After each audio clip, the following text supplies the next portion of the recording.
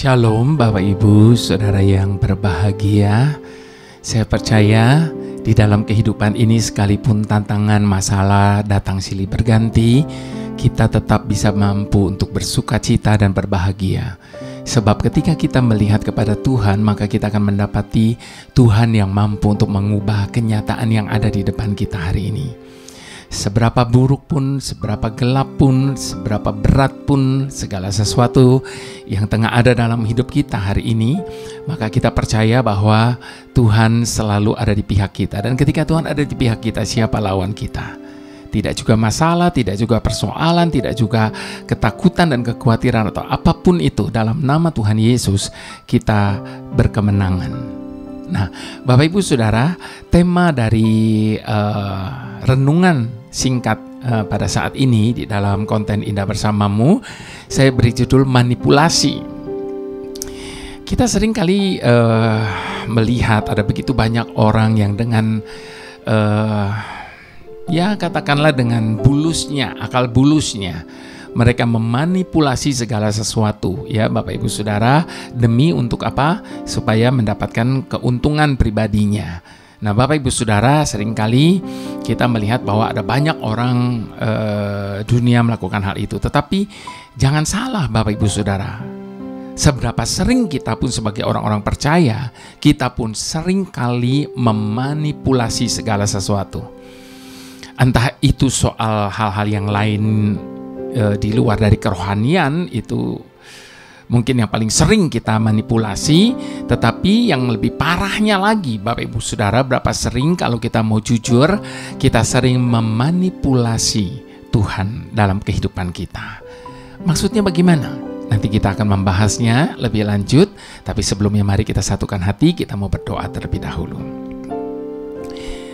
Bapa Surgawi, maafkan kami Tuhan, kalau seringkali setiap kali kami datang kepadamu, kami memanipulasi Engkau Tuhan untuk melakukan segala sesuatunya sesuai dengan keinginan dan kehendak kami. Kami atur sedemikian rupa dengan akal kami, dengan kepintaran kami yang kami rasakan itu, untuk merangkai segala sesuatu dan merintahkan dan mengatur Engkau Tuhan untuk melakukan ini dan itu dan sebagainya, hanya untuk demi keuntungan pribadi kami sendiri. Bapa, kami mohon Engkau mengampuni kami akan setiap hal-hal dari akal pikiran kami, perbuatan kami, perkataan, pemikiran, rencana, rancangan, dan sebagainya yang tidak sesuai dengan kehendak-Mu Tuhan. Biarlah saat ini Tuhan, lalukan semua itu dari pikiran kami, dari hati kami. Dan sebaliknya Tuhan, berikan kami ketulusan di dalam mengikut Engkau Tuhan. Sehingga apapun yang kami lakukan, apapun yang kami pikirkan, semuanya memuliakan Engkau Tuhan. Terima kasih Bapa, hanya di dalam nama-Mu kami berdoa dan mengucap syukur. Haleluya. Amin.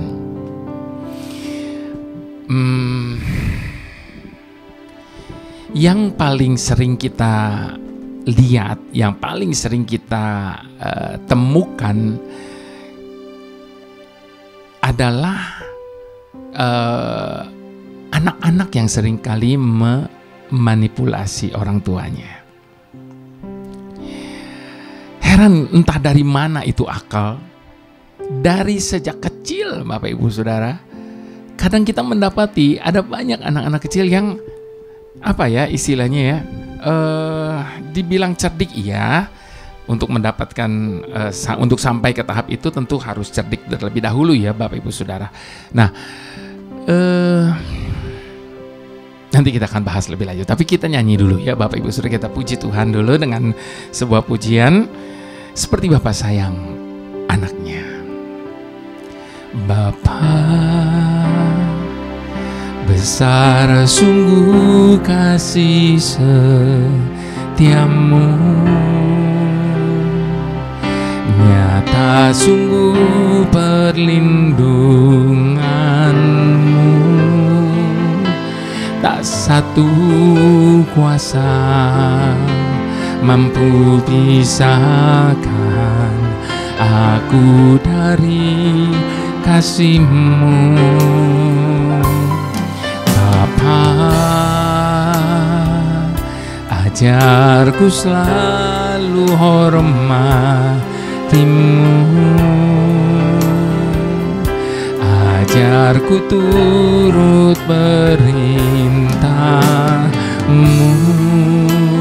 berikan ku hati untuk menyembah-Mu dan bersyukur setiap waktu, seperti Bapa sayang anaknya, demikianlah Engkau mengasihiku. Kau jadikan biji mata-Mu, Kau berikan semua yang ada padamu, seperti Bapa sayang anaknya, demikianlah Kau menuntun langkahku. Hari depan indah Kau beri, rancangan-Mu yang terbaik bagiku. Mari kita buka firman Tuhan, Bapak Ibu Saudara, dari Matius 7. Matius 7 ayat yang ke-7 sampai ke-11, Bapak Ibu Saudara. Judul dari perikopnya adalah hal pengabulan doa. Mintalah maka akan diberikan kepadamu.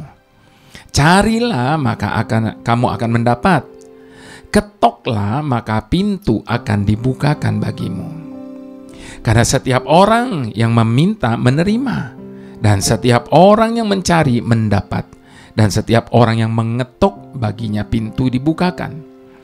Adakah seorang daripadamu yang memberi batu kepada anaknya jika ia meminta roti? Atau memberi ular jika ia meminta ikan? Jadi, jika kamu yang jahat tahu memberi pemberian yang baik kepada anak-anakmu, apalagi Bapakmu yang di sorga, Ia akan memberikan yang baik kepada mereka yang meminta kepadanya. Nah, Bapak Ibu Saudara, ada satu ayat lagi yang saya mau rindu kita baca sama-sama dari Yesaya. Yesaya 55 ayat yang ke-6 sampai ke-11. Yesaya 55, 6 sampai 11. Carilah Tuhan selama Ia berkenan ditemui. Tadi kita baca, ketoklah engkau akan mendapat dan sebagainya. Berserulah kepadanya selama Ia dekat. Baiklah orang fasik meninggalkan jalannya dan orang jahat meninggalkan rancangannya. Baiklah ia kembali kepada Tuhan, maka Dia akan mengasihaninya, dan kepada Bapa kita, sebab Ia memberi pengampunan dengan limpahnya. Sebab rancanganku bukanlah rancanganmu, dan jalanmu bukanlah jalanku. Demikianlah firman Tuhan.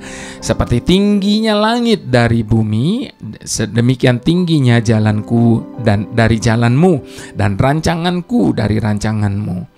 Sebab seperti hujan dan salju turun dari langit dan tidak kembali ke situ, melainkan mengairi bumi, membuatnya subur dan menumbuhkan tumbuh-tumbuhan, memberikan benih kepada penabur dan roti kepada orang yang mau makan. Demikianlah firmanku yang keluar dari mulutku, ia tidak akan kembali kepadaku dengan sia-sia, tetapi ia melaksanakan apa yang kukehendaki dan akan berhasil dalam apa yang kusuruhkan kepadanya. Amin. Baik Bapak Ibu Saudara, saya tertarik dengan Yesaya 55 ayat 8 tadi. Sebuah ayat yang sudah kita hafal semuanya. Sebab rancanganku bukanlah rancanganmu, dan jalanmu bukanlah jalanku. Demikianlah firman Tuhan.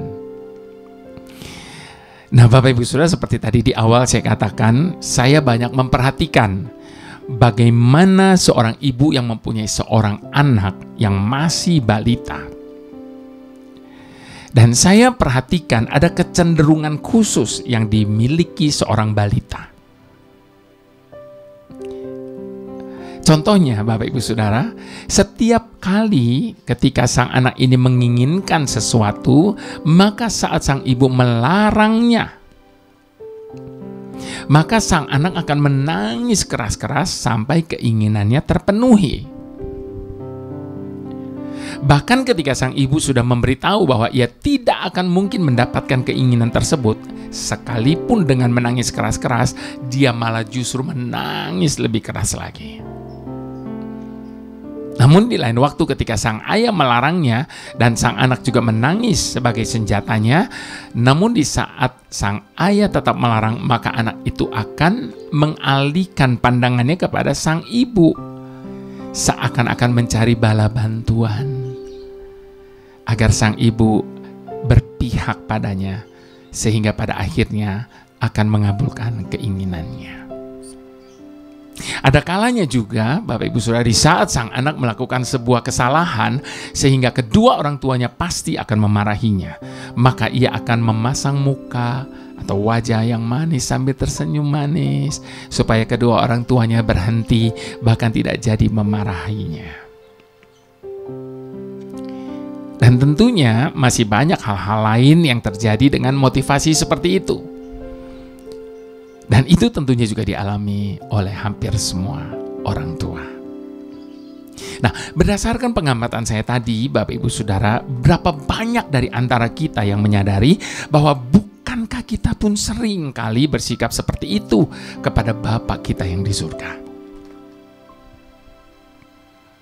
Sering kali disadari atau tanpa disadari, kita pun berusaha memanipulasi Tuhan supaya ia bersegera untuk memenuhi dan menuruti kemauan kita. Berapa sering kita merengek di dalam doa-doa kita, menyodorkan berbagai keluhan, bahkan protes. Mengapa Tuhan tidak mau mengabulkan keinginan kita? Bahkan tidak jarang ada begitu banyak orang Kristen yang kemudian berpaling kepada hal-hal yang lain demi agar keinginan dan ambisinya dapat tercapai dan dibenarkan. Padahal Tuhan lebih tahu apa yang terbaik bagi kita. Jalannya tidak sama dengan jalan pikiran kita. Rancangannya di atas rancangan kita. Yesaya 55 ayat 8 tadi. Meskipun seringkali kita tidak mampu untuk memahami maksud dan tujuannya, namun Alkitab menjamin bahwa Bapa selalu memberikan yang terbaik kepada setiap anak-anaknya. Kita baca tadi di Matius 7 ayat 9 sampai ke 11. Begitu pula Bapak Ibu Saudara, saat kita melanggar perintahnya, kita tahu betul apa yang kita lakukan tidak sesuai dengan aturannya. Namun berapa sering kita mencoba untuk berdalih dengan mengajukan banyak alasan. Mungkin kita akan bahkan berdalih bahwa kesalahan itu hanyalah sebagai dosa kecil.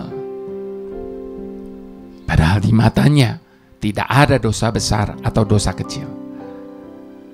Mungkin kita bahkan menganggap Tuhan pasti akan mengampuni kita.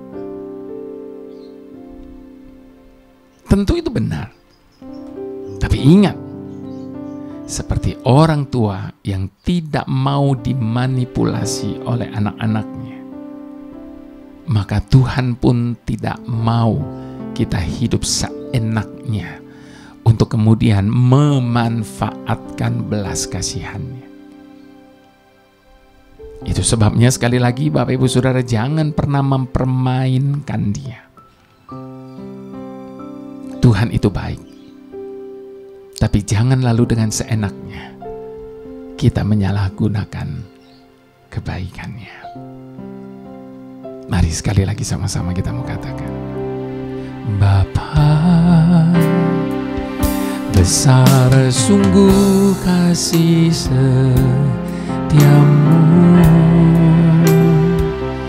nyata sungguh perlindunganmu. Satu kuasa mampu pisahkan aku dari kasih-Mu, Bapa. Ajarku selalu hormati-Mu, ajarku turut perintah-Mu, berikan ku hati untuk menyembah-Mu dan bersyukur setiap waktu, seperti Bapa sayang anaknya, demikianlah Engkau mengasihiku. Kau jadikan biji mata-Mu, Kau berikan semua yang ada padamu, seperti Bapa sayang anaknya, demikianlah Kau menuntun langkahku. Hari depan indah Kau beri, rancangan-Mu yang terbaik bagiku. Hari depan indah Kau beri, rancangan-Mu yang terbaik bagiku. Dengan iman, hari depan indah Kau beri, rancangan-Mu yang terbaik bagiku.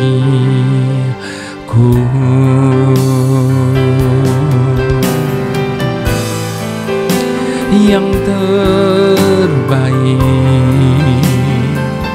hanya rancangan-Mu Tuhan, yang sempurna hanya jalan-jalan-Mu, segalanya kami percaya hanya kepada-Mu Tuhan. Ajar kami Bapa selalu setia dan taat kepada-Mu.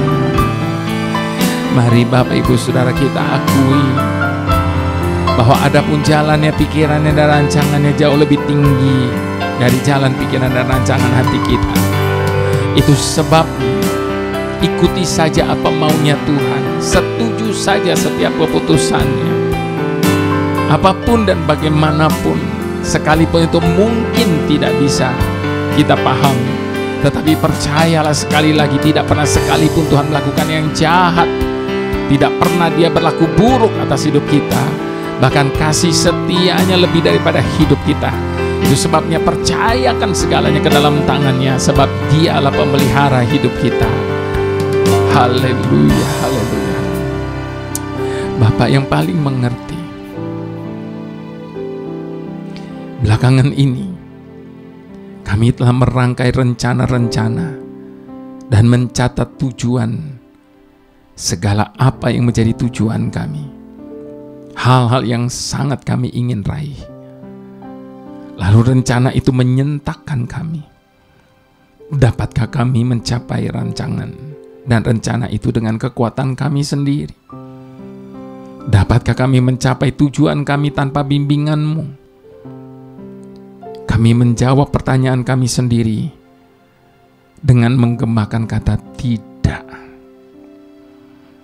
Bahkan kami tidak dapat melihat fajar menyingsing esok hari. Bagaimana kami dapat menjabarkan jalan hidup kami hari ini? Kami mengetahui hal ini karena kami telah berusaha merencanakan kehidupan kami tanpa melibatkan Engkau, Tuhan. Itu sebabnya jalan kami menjadi begitu panjang dan gelap. Kami tersesat dan tidak menemukan jalan. Bahkan apa yang kami pikirkan, apa yang kami harapkan, justru menjadi duri bagi kami sendiri. Karena kami melakukannya tanpa mengikut sertakan campur tangan-Mu, Tuhan. Engkau izinkan segala sesuatu terjadi dalam hidup kami, bahkan yang kami rasa begitu pahit, dengan tujuan agar kami berserah dan menyerahkan hanya kepadamu. Hidup kami ini milik-Mu, Tuhan. Engkau bebas melakukan apa saja terhadap diri kami ini. Sementara itu berikan kami kerendahan hati untuk menerima segala keputusan-Mu, baik ataupun buruk bagi daging kami. Karena kami percaya semua itu hanya cara-Mu untuk menyanggupi dan menggenapi segala rencana-Mu atas hidup kami. Terima kasih Bapa, terima kasih Tuhan. Terpujilah nama-Mu. Mari semua kita sama-sama katakan amin.